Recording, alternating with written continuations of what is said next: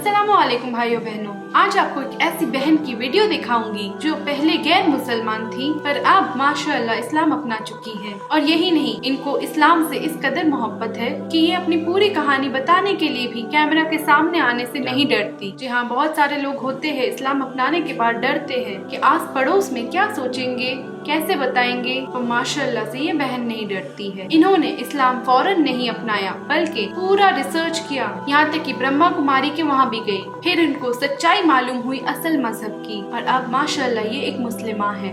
आइए इनकी जुबानी इनकी रिवर्स स्टोरी सुनते हैं। पर उससे पहले जरूरी है, अगर आपको मेरी वीडियो पसंद आई तो हर जगह शेयर कर दें।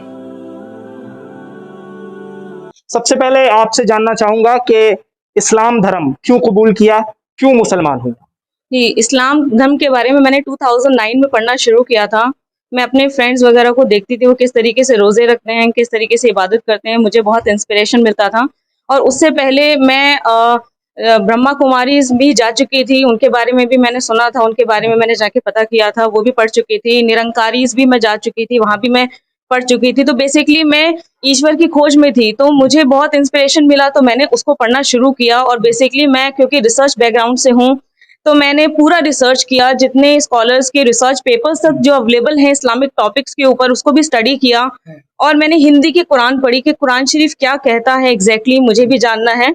और उसको पढ़ने के बाद 2000, ये सिलसिला करीबन 3-4 साल तक चलता रहा, और 2012 में आकर के मैंने इस्लाम धर्म कबूल किया दिसंबर के महीने में। और इस्लाम कबूल करने के बाद मैं उसको प्रैक्टिस करने लगी, मुझे बहुत अच्छा लगा। प्रैक्टिस करते करते एक दिन मुझे ऐसा लगा कि क्यों ना, मैंने जब इस्लाम कबूल कर ही लिया है तो ये बात मैं जो है ऑन पेपर अपने आप को कन्वर्ट करा लूं, और इस जिंदगी को मैं लीगल तौर पे जीऊं, छुप के ना जी करके इसको मैं लीगल तौर पे जीऊं, क्योंकि ये मेरी पर्सनल चॉइस थी और मुझे बहुत ही सेटिस्फेक्शन मिला, बहुत सुकून मिला जिसे कहते हैं। फिर मैंने 2013 में अपने पेपर वर्क के लिए मोहम्मद उमर गौतम साहब के इदारे को कांटेक्ट किया, और वहां से जा करके मैंने अपने पेपर वर्क करवाए, और उसके लिए उन्होंने मुझे काफी हेल्प किया। अच्छा, जब आप उमर गौतम साहब से मिली हैं, उमर गौतम से आपकी मुलाकात हुई, तो आपने उनके बर्ताव में, उनकी बातचीत में कभी ऐसा पाया है कि उन्होंने आपको जबरदस्ती इस्लाम की तरफ लाने की कोशिश की हो? वैसे तो आप पहले ही आ चुकी थी, उनके बर्ताव से कैसा लग रहा था? जी, उनके बर्ताव से ऐसा तो कुछ भी नहीं था। हालांकि उन्होंने पहली बार में मुझसे कहा कि आप सोच लीजिए और टाइम ले लीजिए, क्योंकि डॉक्यूमेंटेशन इतना ज़रूरी भी नहीं है। अगर आप चाहते हैं तो अलग बात है, लेकिन ज़रूरी नहीं है, तो अगर आप थोड़ा और वक्त लेना चाहें तो ले लीजिए। तो कहीं पर भी उनकी तरफ से कोई ज़बरदस्ती नहीं थी, मेरा ही उनको बहुत ज़्यादा प्रेशर था कि नहीं, मुझे अपना डॉक्यूमेंटेशन करवाना है, जल्द से जल्द करवाना है। और उन्होंने उनकी ऑर्गेनाइजेशन ने मुझे बहुत सपोर्ट किया। कहीं से कोई ज़बरदस्ती, कोई दबाव, कोई पैसे का लालच कुछ भी नहीं था। अच्छा, आपके जो फैमिली वाले हैं वो अभी आपको, क्योंकि काफी साल आपको हो गए इस्लाम में आए हुए, उनका बर्ताव कैसा है आपके साथ, और पहले कैसा था जब आपने इस्लाम में दाखिल? जब मैंने इस्लाम कबूल किया तो मेरे अंदर काफ़ी सारे चेंजेस आए। तो मेरी मदर को सबसे पहले वो चेंजेस नज़र आ गए थे।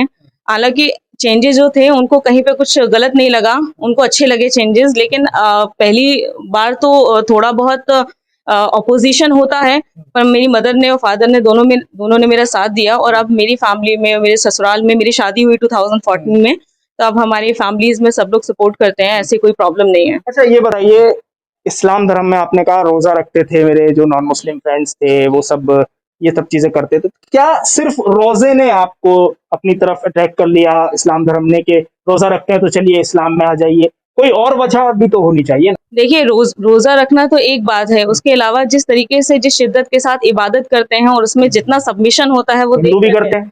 हिंदू भी करते हैं, इसीलिए तो मैंने आप भी करती हूँ। ब्रह्मा कुमारीज भी जाकर के देखा, उसको भी मैंने एक साथ। दोनों इबादत में फर्क क्या था? बिल्कुल, दोनों इबादत में फ़र्क ये है कि जब मैंने नमाज़ पढ़ी तो नमाज़ में मुझे जो कनेक्शन मिला, पर्सनल कनेक्शन, क्योंकि ये एक पर्सनल फीलिंग है, जो हम जब प्रैक्टिस करते हैं तभी हमें समझ में आती है, तो उसमें जो मुझे सुकून मिला, वो आज तक शायद मुझे कभी नहीं मिला। इबादत तो हिंदू भी करते हैं, आप पहले थी तो करती ही होंगी, पूजा पाठ भी करते होंगे, तो वहां आपको कौन सी ऐसी चीज थी जिसने कहा कि नहीं भाई आप इसको छोड़ दीजिए, इधर आ जाइए? क्या कोई लालच वगैरह का कुछ मामला था, या पैसों वगैरह का कुछ के दिए जा रहे थे? नहीं देखिए, ना तो लालच का किस्सा था, ना ही बिल्कुल पैसे की कोई बात थी। मैं खुद एक पोस्ट ग्रेजुएट हूँ बिजनेस मैनेजमेंट में, और मुझे काफ़ी सालों का टीचिंग का एक्सपीरियंस भी है बिजनेस मैनेजमेंट में। तो मैं एक पढ़ी लिखी लड़की हूँ, मुझे लालच या जबरन अगर कोई कोई बात कहता है तो मेरे लिए वो सब चीज़ें मैटर नहीं करती हैं। अच्छा, तो बिना पढ़े लिखे लोग जो होते हैं उन्हें किया जा सकता है लालच देकर? देखिए, मुझे तो नहीं लगता कि आज की डेट में बिना पढ़े लिखे लोगों को भी आप कन्वर्ट करा सकते हैं या आप अपनी तरफ से कोई भी काम करवा सकते हैं, क्योंकि आज की जनरेशन को ही देख लीजिए आप, लोकल जो लोग काम करते हैं आस पड़ोस में उनको देख लीजिए, तो किसी को भी कुछ मनवाना इतना आसान नहीं है। और धर्म एक ऐसी पर्सनल बिल्कुल दिल से लगी हुई चीज है कि उसको कोई ना तो इंसान किसी के कहने पे छोड़ सकता है और ना किसी के कहने पे फॉलो कर सकता है।